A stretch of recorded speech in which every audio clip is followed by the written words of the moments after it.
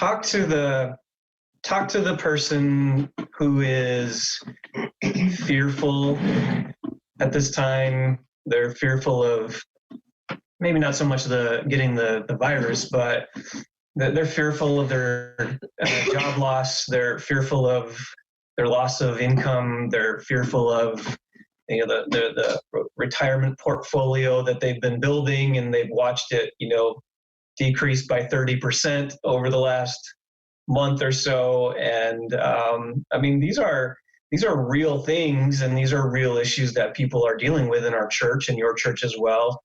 You just talked about our theology and living out our theology. How do you shepherd that person? What do you say to those people who are fearful, anxious, worried, financially concerned? How do you help them through a time like this? Well, I wouldn't want to presume to go beyond how the Lord did it when the disciples were fearing and anxious. It is interesting, isn't it, that sometimes when you read God's word, you're looking for some way that it hits you differently than it ever has, or some silver bullet or trigger that opens you to a new, fresh understanding to motivate you to go forward. And yet here is Jesus in Matthew, and he's just simply saying, be anxious for nothing. Now, of course, he doesn't leave it there, because like Paul in Philippians 4, he says the same thing. So in contrast to anxiety, you are by prayer and supplication and with thanksgiving to lay out your petitions and requests before the Lord, so that the peace of God, which passes understanding, can guard your heart and mind. So I sometimes think about that, and yeah, we all have to deal with fears and anxieties, whatever the issue may be, our financial future, what we put away for retirement, or what we wanted to hand to the kids or the grandkids, or simply, is life as we know it going to go on? I mean, the common graces of God have been sweet, special. We've loved them. It's been wonderful. God has this prerogative to give great common graces to any society, and he has lavished us with them. However, they are common graces. He allows the sun and the rain to fall on the evil and the good. They are not entitlements. I've been purchased by Christ for one purpose, and that is to be a light in the midst of a crooked generation. And I'm bought with that price. I'm not my own. So what am I supposed to do with all these wonderful things I've been given by God? And then suddenly circumstances, even natural evil or moral evil, takes them away from me or starts to remove them. Well, 1 Peter 5:7 gets about as clear as it can get. I am to cast my anxieties upon the Lord. Why? Because he cares for me. That's the New Testament sentiment of Psalm 23. I walk through the valley of the shadow, but I don't fear any evil, for thou art with me. So I have to know there's something wrong with me if I say I lay my anxieties at his feet, but I don't leave them there. There's something wrong with my faith.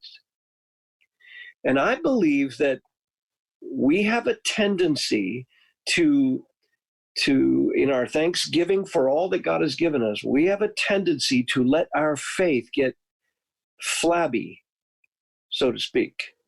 The faith muscle that God wants us to flex and stretch and exercise gets flabby. And so what happens is we look at our portfolio, nothing sinful about that. We build it up, nothing sinful about that. But then God does something to remove some of it, or the security of it, and we find out, whoa, wait a minute, I've actually been placing my trust in the size of those numbers and what I perceive that's going to guarantee me. And so the Lord has to come along, and he has to push against that flabby muscle of faith and press you. And if you think growing faith is not going to be painful, that would be your first error, right? We have to know he's going to stretch us in order for us to endure. James chapter 1, why do we consider the outcome of a trial joy? because the testing of our faith produces endurance. What is biblical endurance? The ability to humbly remain under a test with thanksgiving so that our faith is being stretched. So what I typically say is the same thing that the Lord says to my heart. Look, do you truly believe that if I took all this away, I'm enough? Just me, just my promises. I always tell my congregation, I don't need, and we don't need explanations for these things. We need promises. And what is his promise? Hey, if I lose everything, God has loved me in Christ, and because he didn't spare his son and delivered his son up for me, he freely then gives me all things. So why would I be trusting in some earthly financial security? It's nice to have, but it's God's. He owns it. He can do with his fortune what he wants to do. He'll take care of me. I mean, I'm not to fear even those who could kill me for the sake of the gospel. I am to fear him who can kill both body and soul in hell. And I'm so thankful that he's redeemed me so that it could take away my fortune. The disease could take away my health. My retirement's gone. I have nothing to give to my grandkids. He could remove every creature comfort he's ever given me in the common grace of God. And the question is my redemption enough for me to say, blessed be the name of the Lord, right? The way that Job did. So, no, we are to cast our anxieties upon the Lord and leave them there. How do you do that? You better grow your faith. What is faith? It is to entrust yourself to him against your circumstances, against what your flesh would normally want to do and what your mind would want to explain. You trust his promises. That's how you exercise faith. That's really good. And I wonder sometimes, is God doing this because the faith of many Christians in America is flabby, and our confidence is in our prosperity. And, it's probably, not probably, it is an area where I think the American church is weak. We put our confidence in money and materialism and resources because God has blessed us that way. But when he squeezes that, will we still trust him? So, God doesn't waste anything, right? So I'm just wondering, I'm certain that he's using this for the good of the church to stretch us and grow us in this area. Indeed. And we need it. I mean, if you're not ready to say to the Lord more and more each day, Lord, you can do with me as you choose. I pledge my head to heaven for the gospel. I pledge my financial security to heaven for the gospel. You own it. You gave it to me. You gave me the power to get wealth. I don't trust in it. I can't serve you in money. Of course, the Lord's going to bring things to test that. Of course, because what is he doing when the good faith rises to the top? Oh, you've honored him, and you're reflecting his strength, and he loves that. He gets glory from that. And then he takes that part that we're not doing so well on, and he stretches it, because who knows what's coming? I mean, we don't know what our life will be like tomorrow. Our life's a vapor, so we need to say, if the Lord wills. If the Lord wills, I'll have a retirement or I won't. I mean, it's up to him. That's good. So let me change gears a little bit. Michigan is an interesting place to live right now. And we had here today, even in Lansing, state capitol building, there were a group of protesters who actually stormed the building, and some of them were armed. No people were anything, but it was a fairly significant protest. That's the second or third one that was held in the last couple of weeks here in our state. A number of people are very upset with our governor. They think has overstepped her bounds in locking our state down. And you've probably seen some of the headlines. We are living in probably one of the most locked down states in the country right now. We have our lockdown orders extended till May 15, and just had some businesses allowed to kind of reopen here in the last couple of days, actually. But it looks like we're in the long haul here. I've had some questions just about Romans 13, 1 Peter 2, Titus 3, submission to government. Is that just a flat out submission? Are there some times when we wouldn't submit? Obviously, if the government tells us to do something that's unbiblical, we wouldn't submit. But I've heard some arguments even about, well, the Michigan Constitution is our standard, and so because that's not being upheld, we can actually disobey the governor's orders because she's violating the state constitution, and our authority lies in the Constitution, not the person who is in office.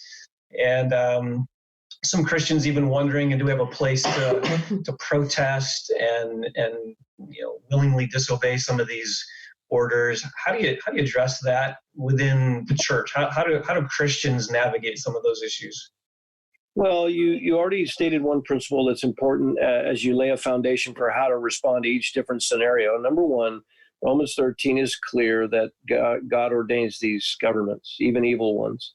And the first century church had it far worse. They were under the worst 12 emperors of the 400 emperors in Rome. And it was a nightmare, just reading the history of what the church had to deal with. And yet Romans 13 went to the Church of Rome, and Paul said, these are ordained by God, and you are to bring yourself under them. And what was his warning? If you do not, you are defying God himself and his sovereignty. So it was very strong language. Now, clearly, the scriptures teach that we are to obey God rather than men. But that does not defy Romans 13, which commands us to come under the authorities that God has ordained. So what are we talking about there? Well, we cannot sin. So if the government forces us to sin, in those cases, we are going to be in conscientious disobedience. We will be respectful. We will be as honoring as we can, but we will obey God rather than men. In the case of a state like Michigan or whatever, where the government has gone too far, that's just a common thing.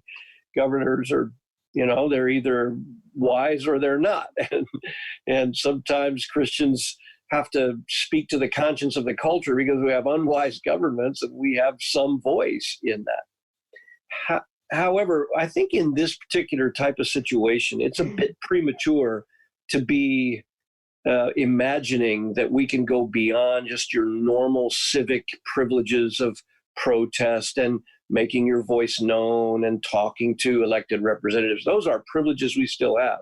Those are civil privileges. We love those.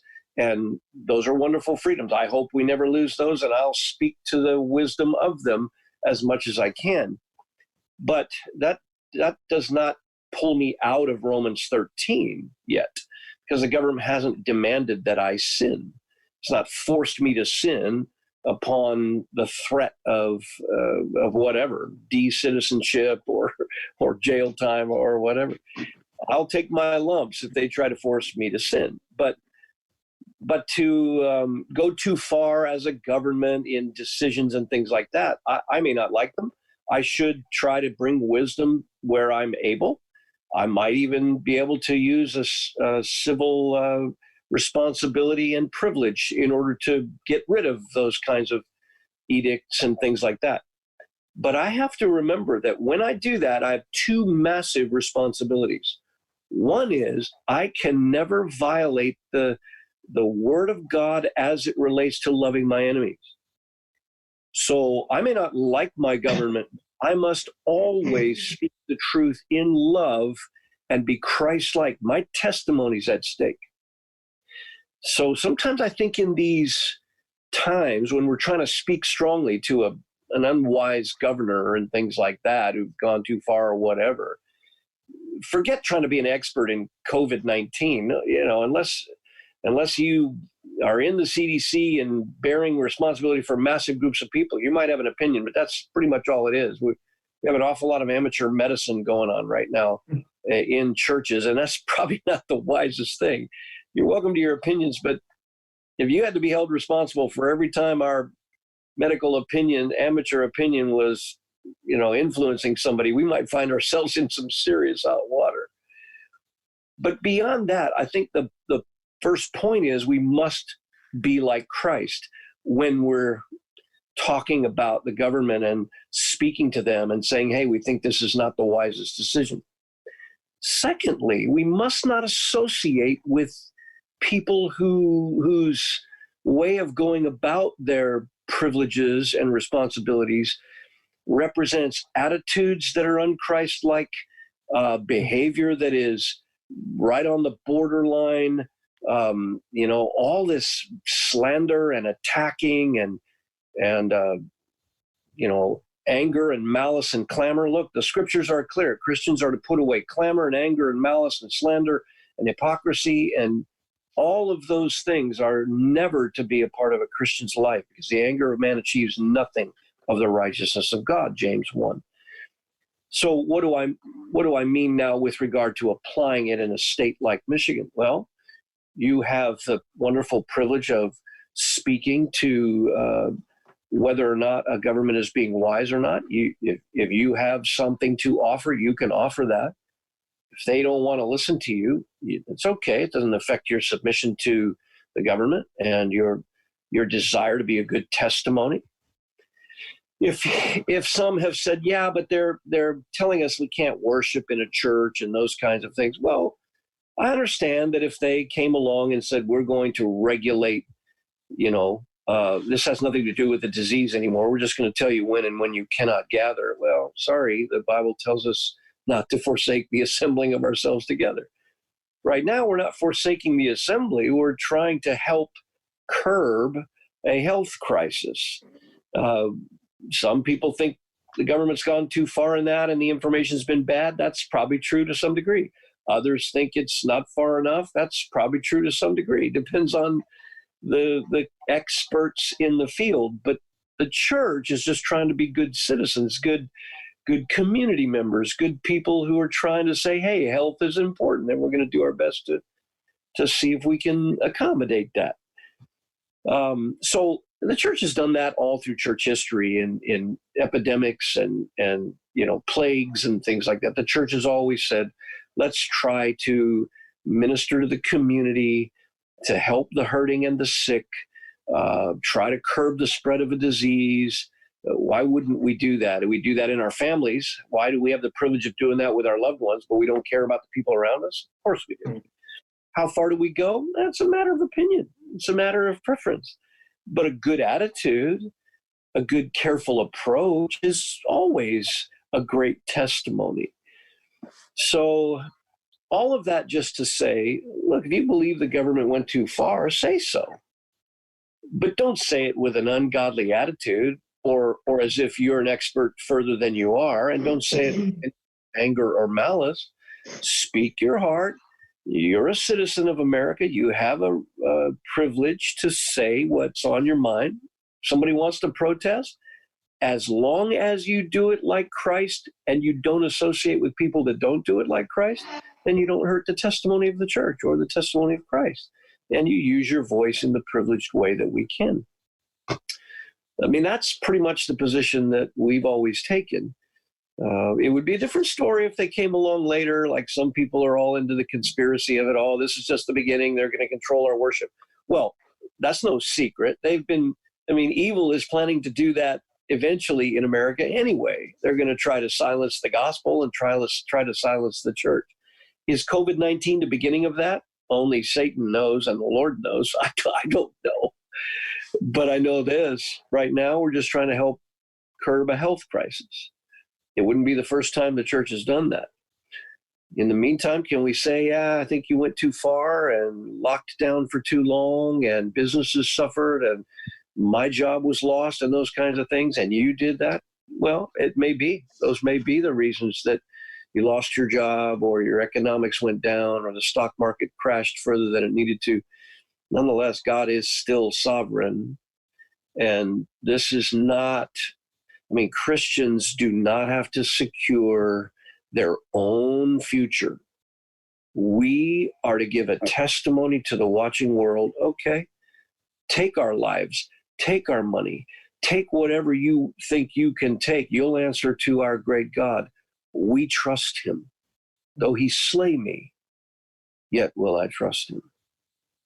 So that's just the position we've tried to help our church take, and while sympathizing with the heartache. I mean, let's face it, some of our people have suffered greatly from the unwise decisions on the part of state legislators and governors and things like that. Speak your mind be careful to honor Christ, be wise. Don't just read an article on the internet and just go spread it around and then call your governor and just rail at them because you read something. Watch your heart in terms of fear. Deal with the fears of your heart. I know it's frustrating that we don't always get expert advice from every corner. It's, what do we know? I'm not a CDC expert, and even the ones that I do know are in some of our brethren and sisters' churches, they don't have a handle on all of this whole thing. I mean, I think the news is going to have something to talk about for years. It's going to be conspiracy theories and China and all. I mean, do we really want to spend all our time consumed with all that instead of just rejoicing in what the Lord has brought about, gospel opportunities, and people are more fearful out there who need Christ, and we're going to see some great stories of God's grace come out of this. Mm-hmm. Yeah. So all that to say, speak your mind, do it in the way Christ would do it. Do not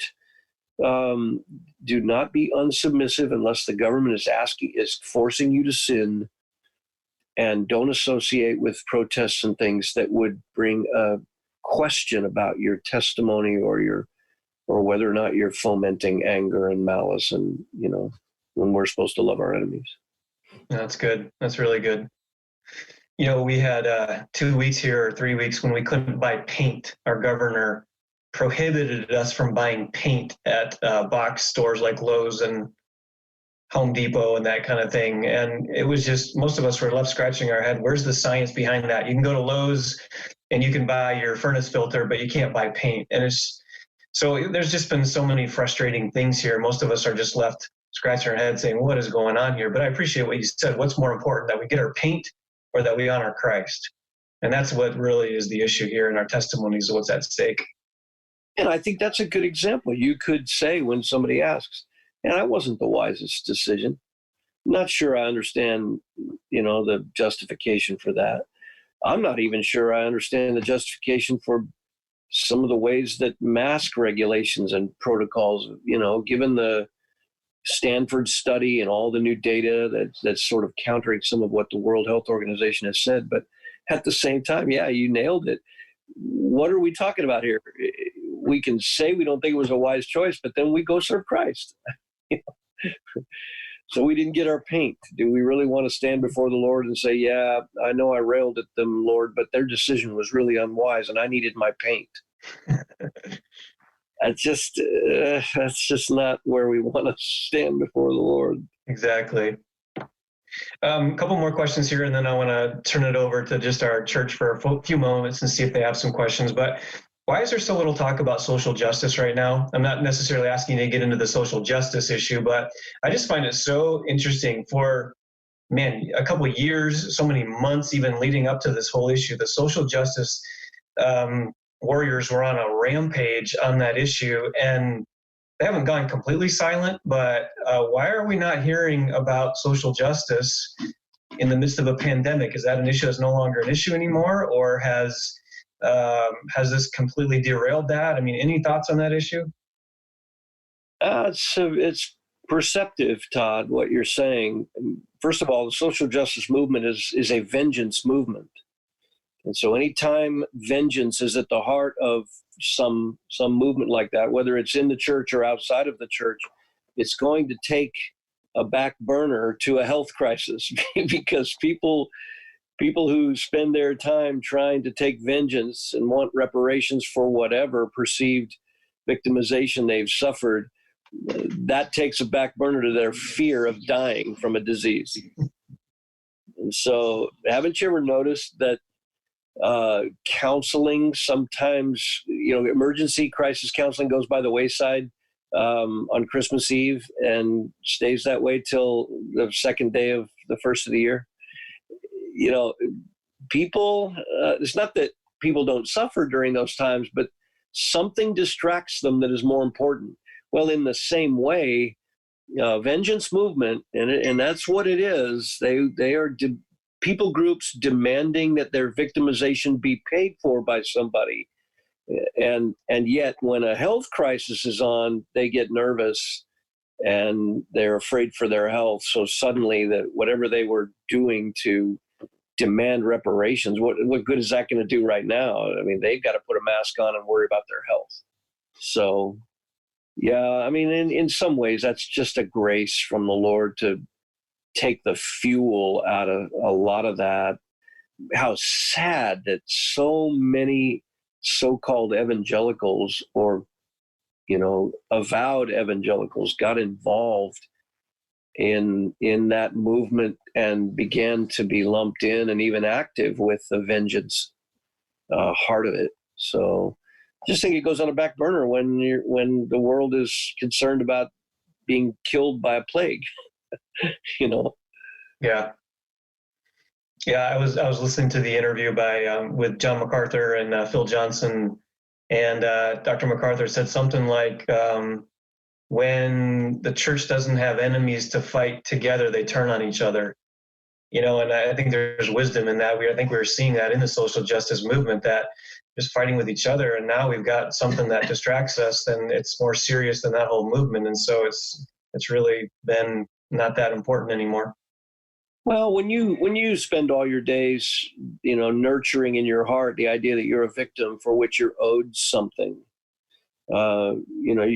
you're going to spend your time trying to demand that somebody pay you that. But if you're a professing Christian and you know Christ, in a sense, you can be victimized by people, but you're not really a victim because God is sovereign. He ordains those things for gospel influence.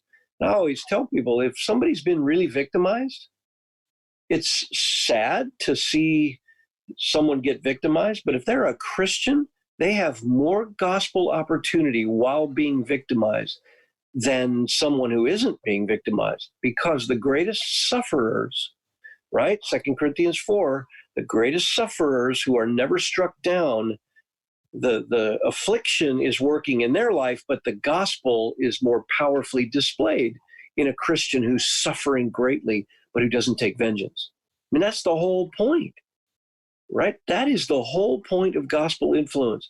When you could take vengeance, probably have a right to take vengeance, but you leave vengeance with the Lord because it's His, and you never return insult for insult or evil for evil, you're never more like Christ than when you're forgiving. And it seems to me these people groups that have been victimized, no question about it, at certain times in society, they have the greatest opportunity for gospel influence if they will stop taking vengeance and demanding payment and just begin to demonstrate the power of forgiveness like Christ. I think most victimized people groups would have the greatest gospel influence if they would just get into their heart. No, that's good. One other question I'll ask you, and then I'll see if any of our church family has anything they want to ask you. What are you doing as a church to regather together? What plans are you starting to formulate to begin meeting again? Up here, we're assuming that it's going to be a gradual phases. We're not going to go from lockdown to 250 people, 300 people meeting together at once. So what are some of the things that you're doing and thinking through as a church just to prepare to regather as a body? Well, this coming Tuesday, we'll probably have our clearest and more finalized discussion plan. But for weeks, we've been talking about a gradual approach as well. I think what's going to happen is we will probably open up 2 other large areas of the church facility as in addition to the auditorium. We'll probably do our best to spread everybody out. I don't think Florida's not really regulating 6 feet between people, at least not that I've heard for for places of worship. But we will probably let people be comfortable how they're comfortable, whether they want to wear a mask or not. We'll have the typical protocols of hand sanitizing everywhere. We'll just do one service. We'll live stream it for the vulnerable, people in our community, people with some already pre-existing health condition or seniors or things like that. We'll still live stream it for all of them and try to just open the doors and invite people to come with some of those protocols in place, have a service, see how it goes, and probably do that for about 2 or 3 weeks, 4 weeks, and then see what is happening, whether the community is understanding what we're doing. I mean, I think part of our strategy is to make sure the community knows what we're doing. We do not want anyone in the community, if we can help it, to misunderstand our position on this. We will not gather if it's unsafe.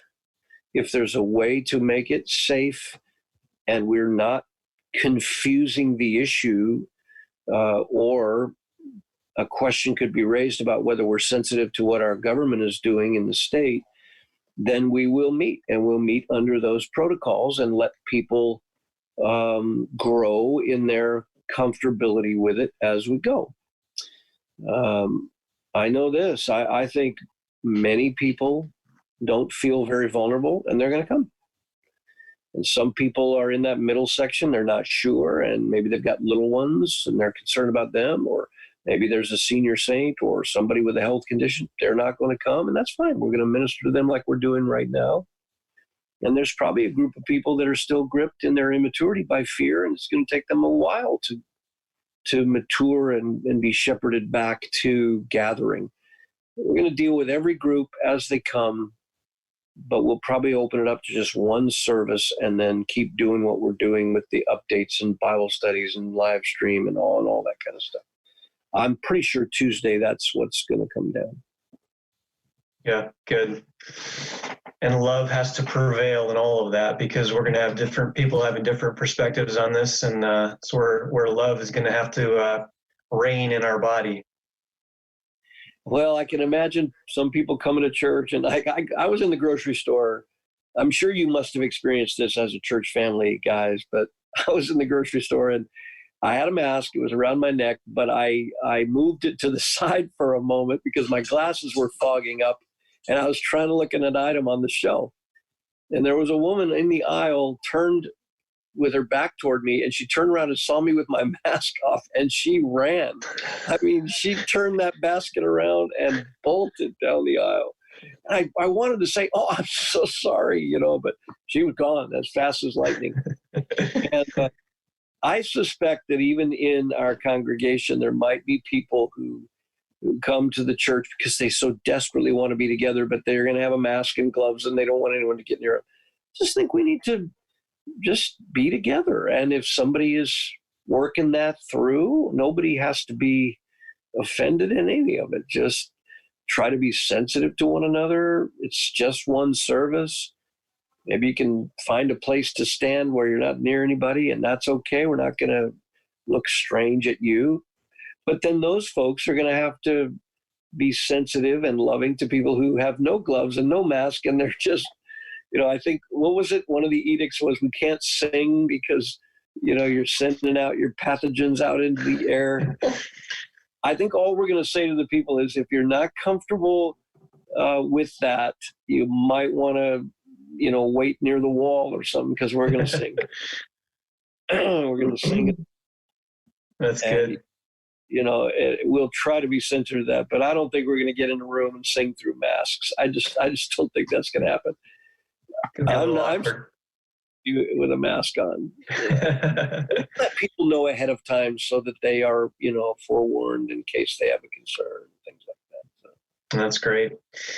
Well, I want to turn it over just for a few minutes to our church family. That's been very helpful, Jerry. Thank you so much for your perspective on those issues. Church, any questions you want to ask Jerry here? About 10 minutes before we're going to end it. So any questions that have come up over this conversation or other things you've been thinking about that you want to ask him? So go ahead, ask it now. You have to unmute. Don't be shy. Someone ask.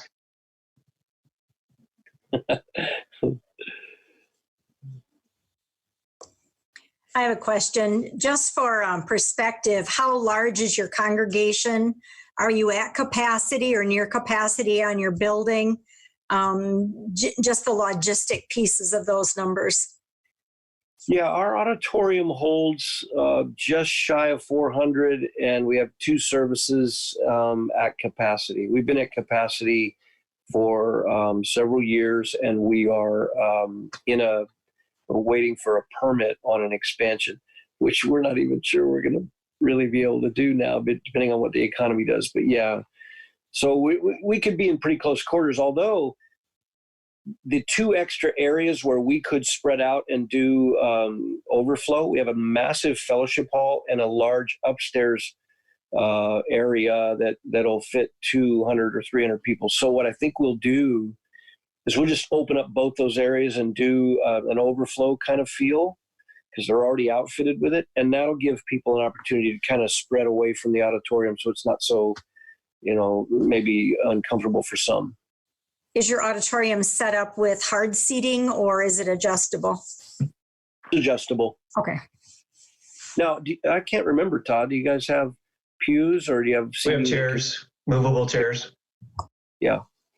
So we've been talking about it as well, even just a couple nights ago, just for our church family. We've been talking about probably having 2 areas like Jerry just mentioned, having a group of people in the auditorium who come in a certain entrance and use the bathrooms in there and are staying in there. And then we have another area upstairs that we can use with also access to the bathrooms and spread people out up there. So we're kind of thinking along similar lines and just spreading people out as much as we can. Other questions for Jerry? Jerry, wondering how TES has been impacted, and what you're looking at down the line with TES. Well, obviously the students, at least on our campus, they've expressed the desire to be in class, but we can't do that right now because that would be too many people in a small area. So they're doing it from home. It hasn't really been, it's been an interesting thing, Michael. I think we have the testimony of our campus and the other campuses is it's okay. It's not ideal. They're fine with it. But none of the professors have had really a glitch in their classrooms. I certainly, in my classes, have had no real glitch. I miss the guys right in front of me, but we also have guys from every campus every time I teach. And so I will say this, and I'm a little bit, I want to figure out how to technologically do this. I love having names, right there on the screen for whomever is talking, because when I'm looking at students in Michigan, and they're all there. I can see Todd. I can recognize the students from a distance, but I don't necessarily know all the names of all 11, campuses. Well, all the other 10 campuses in my class. So I've been spoiled with Zoom because your identity is divulged, and unless you're using an alias or something, but. So it hasn't really impacted us other than, again, the mentoring and fellowship time that I think one of the things the students would say is we can't meet with the pastors between classes because we're not on campus, let alone the fellowship they're missing between them, each other. So that's a downside because our guys really do love having that seamless access in and out of the classroom with the pastors right there. So I suppose over time that's going to wear on us for sure. Yeah. Anybody else? We got time for one. We have to figure out how to do the names. A question. So, is there anything you would recommend to? I know you mentioned that families who have little children, they might be probably more cautious.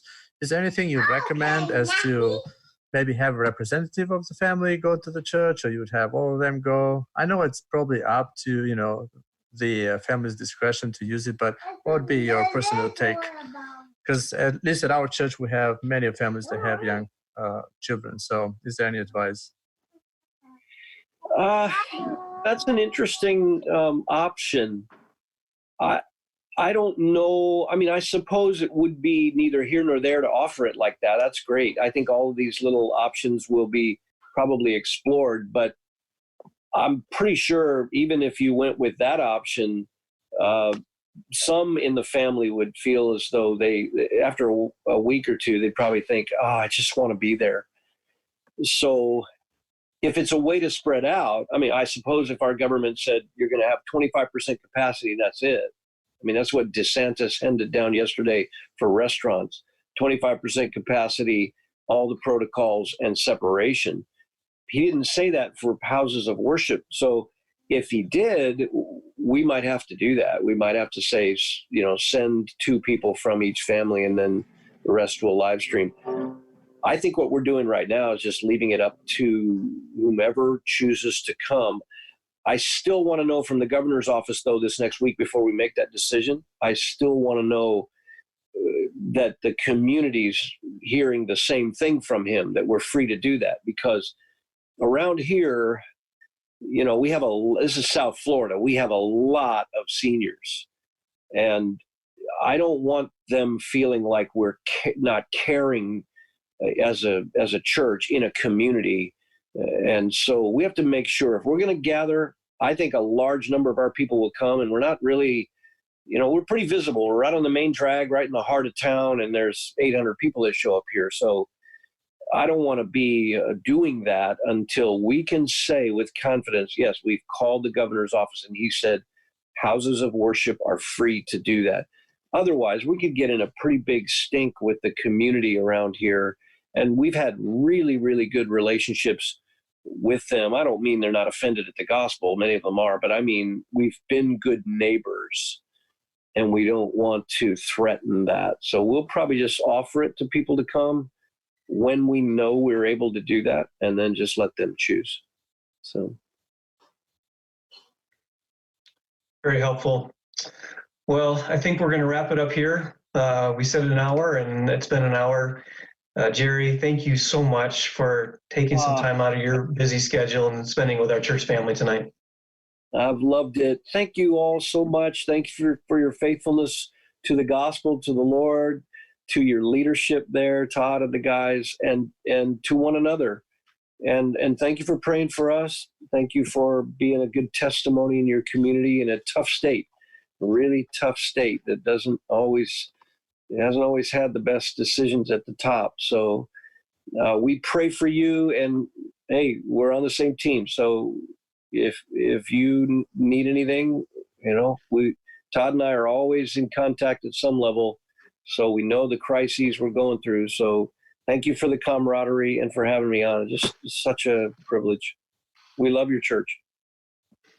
Thank you, brother. So appreciate you and your church and your leadership of TES and just the fellowship we can have. So we're going to let you leave the meeting, and we're not going to talk about you, but we want to just give maybe just a little bit, but we'll let you leave. Thank you, brother. I know. Thank you, Jerry. All right. God bless. Bye-bye. Bye-bye. All right. So church, anything just to follow up on? Is there anything we can pray for each other? Any questions you have? Any ways we can minister to you? Just want to give just a couple minutes here. We're not going to take much time to do this, but anyone have anything, any needs you have, anything you want to say? Pastor Todd, this is Dave Barber. Yeah, Dave. One of the things that I've seen, it's been kind of one of my greatest fears and disappointments is just the fear factor.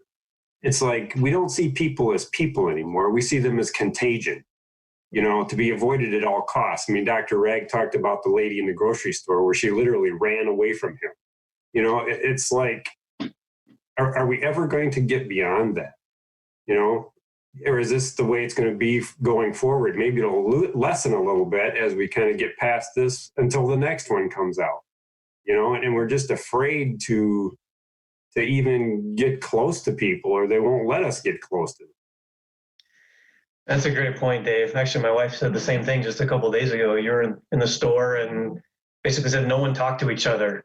It's like our whole social graces have gone and left. And And obviously we're in it right now. We're in the thick of it. And with you, I'm with you. I hope that returns. And I hope there's a friendship and just a social kindness that returns to our nation. But I don't know. We'll have to see if it does or not. Whether it does or not, I honestly think this is an opportunity for the church to shine.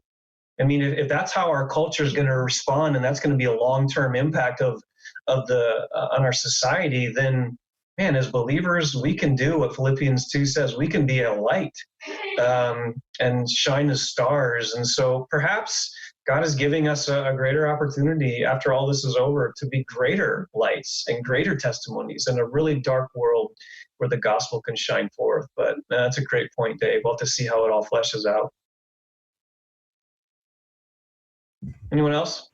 So a couple things. One funny story along that line is I had to drop something off at the post office.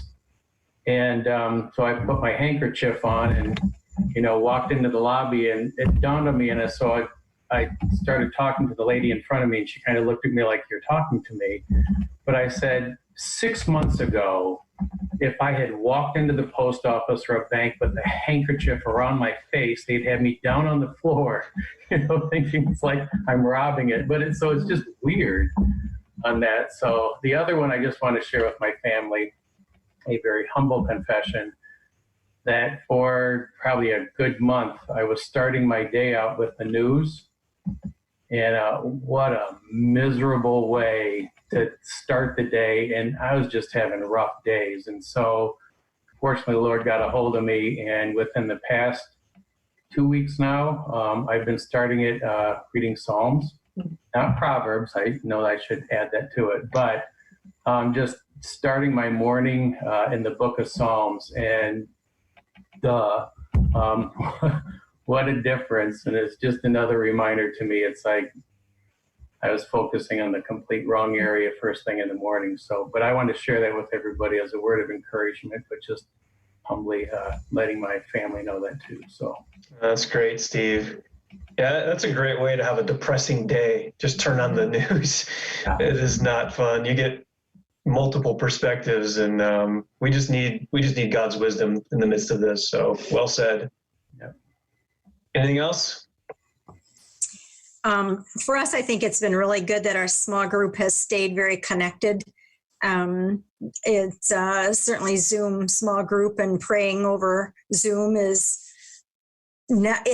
just feels very non-intimate, but I think the benefit for our small group, I just want to encourage all of the rest of you that are connected to a small group, is use that as your support network right now, where we don't have that opportunity for us to all be together and catch an eye across the auditorium and wave and, run and chat for a minute. We don't have that yet. You have some things heavy on your heart. Use your small group for that piece. That's good. It's good, Terry. Wish we could do this actually in person, but Lord willing, we hope that will happen soon. We were talking today as a staff, just trying to figure out when do we actually think we can meet together with some form of people at our church. And our best guess is like probably the last Sunday in May, as we kind of look at, when this lockdown's going to be lifted, and then how long it takes to get through phase 1 with only 10 people, and then into phase 2 with 50 people. I mean, it seems like we're into past Memorial Day before all that can happen. But, we'll see. Nothing's set in stone. So, Lord willing, hopefully it'll be sooner than that. But we'll see. So we're going to keep doing these kinds of things just to stay in touch with you. We love you. We look forward to seeing you face-to-face sometime soon. So just a reminder, next week, Thursday night at 7 o'clock, Dr. Matt Waymeyer will be with us. He's at the same church as Jerry. He's a good friend of mine, and just a very gifted pastor, and I know you'll benefit from his wisdom as well. So we're looking forward to that. So have a great week. We'll see you on Sunday on live stream. If there's anything you guys need, please tell us. We love you so dearly, and hopefully we'll be able to be back together soon. So we'll end the night with that.